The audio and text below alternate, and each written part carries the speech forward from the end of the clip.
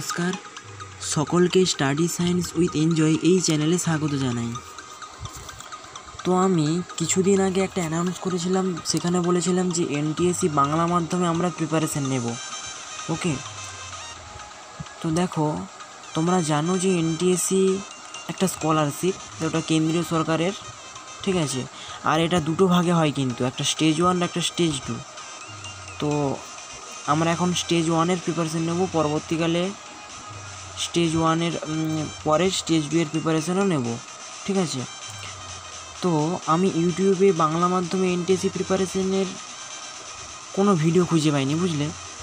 তার জন্য ঠিক করলাম যে এনটিএসসি একদম ফুল প্রিপারেশান বাংলা মাধ্যমে নেওয়া যাক, তার জন্যই এই প্রয়াস আর কি, ঠিক আছে। তো একেবারে সব কিছু আমরা প্রিপারেশান নেবো, একবারে A to Z, ঠিক আছে। আর একটা কথা বলে রাখি যে এই এক্সামটা কিভাবে হবে, কত নাম্বারের হবে, সিলেবাস কী হবে, সেই সব নিয়ে আমি একটা পরে তোমাদের একটা ভিডিও করে দেবো, ঠিক আছে। সব কিছু থাকবে সেখানে, ওকে। আর আজকে আপাতত আমি স্টার্ট করছি ভৌত বিজ্ঞানটা নিয়ে, ভৌত বিজ্ঞানের কোশ্চেন সিরিজ নিয়ে আজকে আমি আপাতত স্টার্ট করছি, ঠিক আছে। তোমাদেরকে আরেকটা কথা বলে রাখি, এনটিএসসির জন্য তোমাদের একটা বই পড়তে হবে। সেই বইটা আমি তোমাদেরকে দেখাচ্ছি, দেখো এই যে এই বইটা, ঠিক আছে, national talent search examination NTSC, যে এই বইটা দেখতে পাচ্ছ, এই বইটা কিন্তু তোমাদের এনটিএসসি এক্সাম ক্র্যাক করার জন্য অবশ্যই পড়তে হবে। মানে বাংলা মাধ্যমে প্রিপারেশানের বেস্ট বুক বলতে পারো এই বইটা। দরকার হলে তোমরা যদি চাও এই বইটার একটা রিভিউ দিয়ে দেবো আমি, যে বইটাতে কী কী আছে, ঠিক আছে। তোমাদের কিন্তু এই বইটা থেকে প্রিপারেশান নিতে হবে। তা আমি যা কিছু করাবো এই বইটার মধ্যেই থাকবে, এছাড়াও আরও কিছু এক্সট্রা জিনিসও আমি করাবো, টেনশন করার কিছু নেই, ঠিক আছে। তো দেখো, আমি আরেকটা কথা বলছি, এই যে এনটিএসসি এক্সাম কিন্তু তোমাকে ক্র্যাক করতেই হবে। একটা যুদ্ধ করতে গেলে ভালো অস্ত্র অবশ্যই চাই, তাই তো যার জন্য তোমাকে ভালো বই অবশ্যই কিনতে হবে, ঠিক আছে। তো আর দেরি না করে চলো শুরু করছি। তো প্রথম ভিডিও তো, তাই অনেক কিছু একটু কথা বললাম, তো চলো তাহলে শুরু করছি। দেখো, আজকে আমরা ভৌত বিজ্ঞানের একবারে পরিবেশের জন্য ভাবনার ফার্স্ট চ্যাপ্টার কোশ্চেন সিরিজ নিয়ে আলোচনা করব। তো আমি প্রথমেই তোমাদেরকে বলে রাখি, এটা পিডিএফের মাধ্যমে আমার আলোচনা করব। তাহলে কি হবে, তোমরা এই পিডিএফগুলো আলাদাভাবে ডাউনলোড করে নেবে, আমি ডেসক্রিপশন বক্সে দিয়ে দেবো, তাহলে সেখান থেকে তোমরা এই সঠিক উত্তরগুলো পেয়ে যাবে, ঠিক আছে। তো আমি উত্তরের সাথে সাথে একটু আলোচনাও করে দেবো, তাহলে তোমাদের কনসেপ্টটা আরও ক্লিয়ার হবে, ঠিক আছে।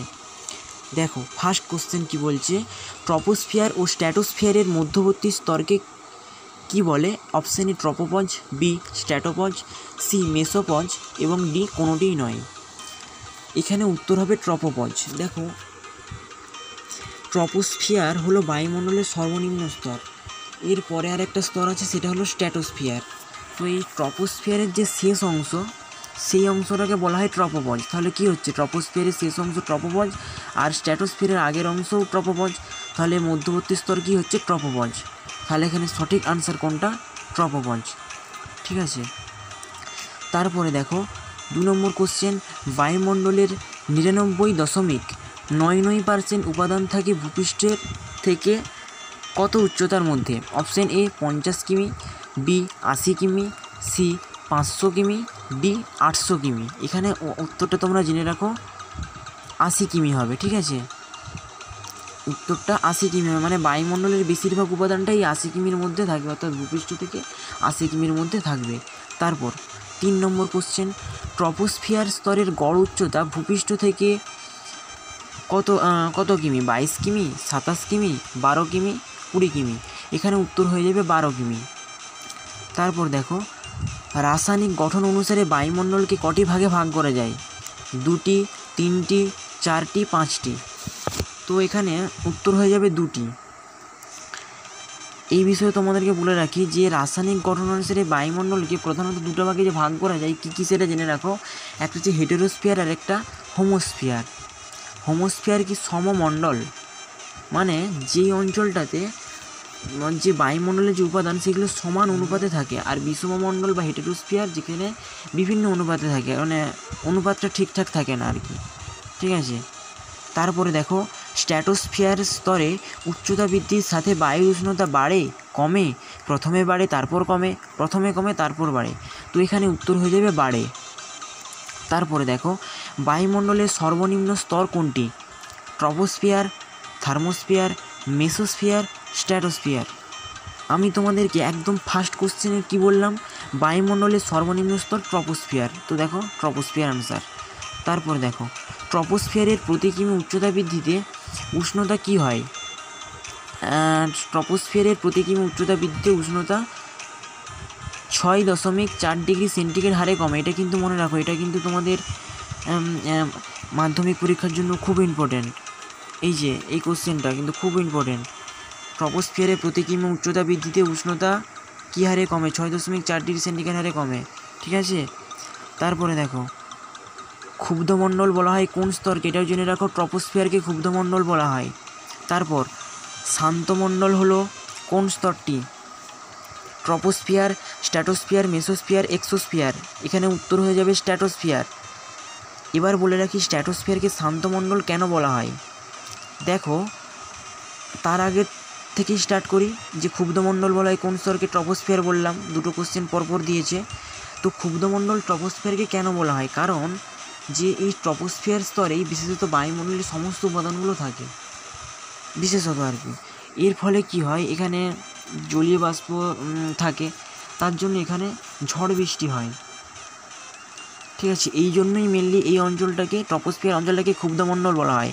আর স্ট্র্যাটোস্ফিয়ার অঞ্চলে কি হয়, জলীয় বাষ্প, মেনলি জলীয় বাষ্পটা থাকে না, এর ফলে সেখানে মেঘ বৃষ্টি কিছুই হয় না, কারণ জলীয় বাষ্পটাই তো মেন, জলীয় বাষ্পই তো মেঘ সৃষ্টি করবে, সেখান থেকে ঝড় বৃষ্টি আবার। তাহলে যেহেতু জলীয় বাষ্পের উপস্থিতি পাচ্ছি না স্ট্র্যাটোস্ফিয়ারে, তার জন্য সেখানে অন্য কোনো কিছুই হবে না, একদম শান্ত আবহাওয়া বিরাজ করবে, কোনো ঝড় বৃষ্টি কিচ্ছু হবে না। এই জন্যই জেট প্লেনগুলো সাধারণত এই স্ট্র্যাটোস্ফিয়ারেই চলে, এই জন্যই একে শান্তমণ্ডল বলা হয়। ঠিক আছে, তারপরে দেখো, তো এরপর দেখো 10 নম্বর কোশ্চেন, সূর্যের অতিবেগুনি রশ্মি বায়ুমণ্ডলের কোন স্তরে শোষিত হয়? এখানে উত্তর হয়ে যাবে স্ট্র্যাটোস্ফিয়ার।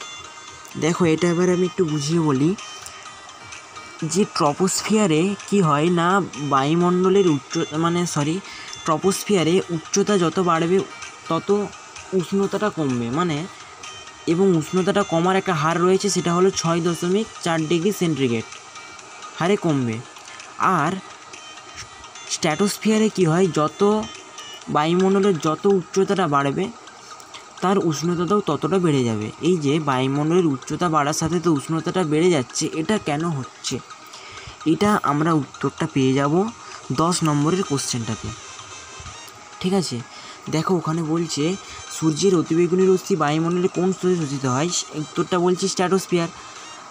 তো স্ট্র্যাটোস্ফিয়ারে সূর্যের অতিবেগুনি রশ্মি শোষিত হয়, মানে দেখো একটা সূর্যের একটা রশ্মি যে স্তরটা সে শোষিত হবে সেটাই তো বেশি উত্তপ্ত হবে না, কারণ একটা তাপ যদি কোনো একটা স্তরে শোষিত হয় তাহলে তো সেটা বেশি তাপ ধারণ করবে, মানে সেটা বেশি উত্তপ্ত হবে। এই জন্যই মেনলি উচ্চতা বাড়ার সাথে সাথে স্ট্র্যাটোস্ফিয়ারের উষ্ণতাটাও বাড়ে। তারপর ট্রপোস্ফিয়ার স্তরে উচ্চতা বৃদ্ধির সাথে সাথে উষ্ণতা হ্রাস পায়, এটা আগে জেনেছি। ওজোন গ্যাসের স্তর দেখা যায় কোথায়? ওজোন গ্যাসের স্তর দেখা যায় স্ট্র্যাটোস্ফিয়ারে। ঠিক আছে, তারপর দেখো ট্রপোপজের তাপমাত্রা মোটামুটিভাবে কত? মোটামুটিভাবে -55 ডিগ্রি সেন্টিগ্রেড। দেখো 56 ডিগ্রি সেন্টিগ্রেড, কিন্তু এখানে অপশান দিয়েছে বলে আমরা মোটামুটিভাবে -55 ডিগ্রি সেন্টিগ্রেডে দাগ দেব। তারপর পৃথিবীর আবহাওয়া গঠনকারী বেশিরভাগ ঘটনা ঘটে থাকে কোন অঞ্চলে? উত্তরটা হয়ে যাবে ট্রপোস্ফিয়ার। ওই যে আমি বললাম ট্রপোস্ফিয়ারকে ক্ষুব্ধমণ্ডল বলা হয়, জল ঝড় বৃষ্টি এইসবগুলো ঘটে থাকে। এই যে পৃথিবীর আবহাওয়া গঠনকারী বেশিরভাগ ঘটনা যেটা বললাম একটু ঘুরিয়ে দিয়েছে, এটা বুঝতে পারবে আশা করি। তারপর দেখো বায়ুর অস্তিত্ব অনুভব করা যায় কোথায়? মানে কত কিমির মধ্যে? 1000 কিমির মধ্যে বায়ুটা যে আছে তার অস্তিত্বটা অনুভব করা যাবে 1000 কিমির মধ্যে। তারপরে দেখো মেরু অঞ্চলে ট্রপোস্ফিয়ারের উচ্চতা কত? মেরু অঞ্চলে ট্রপোস্ফিয়ারের উচ্চতা 8 কিমি। দেখো এটা একটু বুঝিয়ে বলি, দেখো পৃথিবীটার আকার কেমন জানো তো? দাঁড়াও তোমাদের একটু বুঝিয়ে বলছি, ঠিক এরকম, মানে একটু উপবৃত্তাকার আর কি, ঠিক গোলাকার নয়, একটু উপবৃত্তাকার। ছবিটা ঠিকঠাক আঁকা হয়নি, মানে গোলাকার নয়, একটু উপবৃত্তাকার। তো এর ফলে কি হয়, এই নিরক্ষীয় অঞ্চলে যে এর যে বায়ুমণ্ডলের যে স্তরটা থাকে, এটা ধরো পৃথিবীটা তো উপবৃত্তাকার পৃথিবী, এর উপর আবার বায়ুমণ্ডলের স্তর আছে, বায়ুমণ্ডলের স্তরটা আছে, সেটা ওদিকে রাখছি না, স্তরটা আছে। তো কি হয়, এটা ধরো আমি বুঝিয়ে দিচ্ছি। তো এটা তো মাঝ বরাবর একটা নিরক্ষরেখা, মাঝ বরাবর নিরক্ষরেখা, পৃথিবীর মাঝে নিরক্ষরেখা, আর এখানটায় তোমার মেরুটা পড়ছে। তো কি হয়, মেনলি আমরা জানবো যে ট্রপোস্ফিয়ারের ভূপৃষ্ঠ থেকে উচ্চতা 16 কিমি। এই যে নিরক্ষরেখায় ভূপৃষ্ঠ থেকে উচ্চতাটা দেখো একটু বেশি, আর মেরু অঞ্চল একটু কম। কেন কম হয় জিনিসটা তোমরা বুঝতে পারবে। দেখো পৃথিবীর আকৃতি এরকম উপবৃত্তাকার, তারপরে আরও যখন এবার বায়ুমণ্ডলের আকৃতিটা দেখবে একটু গোলাকার যদি কল্পনা করি, তাহলে তো এই দিকটা একটু বেশি গ্যাপ পেয়ে যাবো, এই দিকটা কম গ্যাপ পেয়ে যাবো, তাহলে এই দিকটার উচ্চতাটাই বেশি হবে, 16 কিমি হয়ে যাচ্ছে, আর এই দিকটা ওই জন্য 8 কিমি। তার জন্য দুটো ভাগ মনে রাখবে। নিরক্ষীয় অঞ্চল থেকে যদি বলে তাহলে ট্রপোস্ফিয়ারের উচ্চতা 16 কিমি, যদি বলে মেরু অঞ্চলে তাহলে 8 কিমি, মানে এটার অর্ধেক হয়ে যাচ্ছে আর কি, ঠিক এরকম জিনিসটা ঘটে। তারপরে দেখো কার্যকরী সৌর বিকিরণ হলো সূর্যরশ্মির 60%, মানে সৌর বিকিরণটা যে আমাদের এই পৃথিবীতে কতটা কার্যকর হয় 60%। তারপর মেরুজ্যোতি যে বায়ুস্তরে দেখা যায় তা হলো মেরুজ্যোতি কোথায় দেখা যায়, আয়নোস্ফিয়ারে, মানে থার্মোস্ফিয়ার, তারই একটা অপর নাম আয়নোস্ফিয়ার। থার্মোস্ফিয়ার বা আয়নোস্ফিয়ারে মেরুজ্যোতি দেখা যায়। মেরুজ্যোতি কী যেন একটা অরোরা সৃষ্টি হয়, একটা বিভিন্ন কালারের একটা আভা সৃষ্টি হয়, এটা ভূগোলে তোমরা পড়েছো। তারপরে দেখো বায়ুমণ্ডলের সর্বাধিক ঘনত্ব বিশিষ্ট স্তর কোনটি, এটা হয়ে যাবে ট্রপোস্ফিয়ার, কারণ ওখানে বললাম সমস্ত, আগেই বলেছি আমি, সমস্ত উপাদানগুলো থাকে, জলীয় বাষ্প থাকে, এর ফলে ওখানে ক্ষুব্ধমণ্ডল, ঝড় বৃষ্টি হয়, বললাম না, ওখানে বেশি ঘনত্ব বিশিষ্ট স্তর হচ্ছে ট্রপোস্ফিয়ার। তো আজকে আমি 20টা কোশ্চেন নিয়ে আলোচনা করলাম। তো পরে আরও বিভিন্ন ভিডিও আসবে এই এনটিএসসি প্রিপারেশনের উপরে, ঠিক আছে। তো তোমাদেরকেও বাড়িতে কিছু কাজ করতে হবে, মানে এই যে আমি 20টা কোশ্চেন আলোচনা করলাম, তোমাদের কিন্তু এই 20টা কোশ্চেন ভালোভাবে রেডি করে নিতে হবে। তারপরের ক্লাসে আমি আবার যখন পড়াবো, অন্য কোনো একটা টপিক পড়াবো, সেইটার তারপর টাস্কটা বাড়িতে করে নেবে, এর ফলে কি হবে, ভালোভাবে রেডি হয়ে যাবে। দেখো আমি চেষ্টা করছি তোমাদের জন্যই, তো তোমাদেরকে কিন্তু প্রিপারেশন নিতে হবে, ঠিক আছে। তো আজ এ পর্যন্তই, পরবর্তী ভিডিওতে তাহলে দেখা হচ্ছে। Thank you.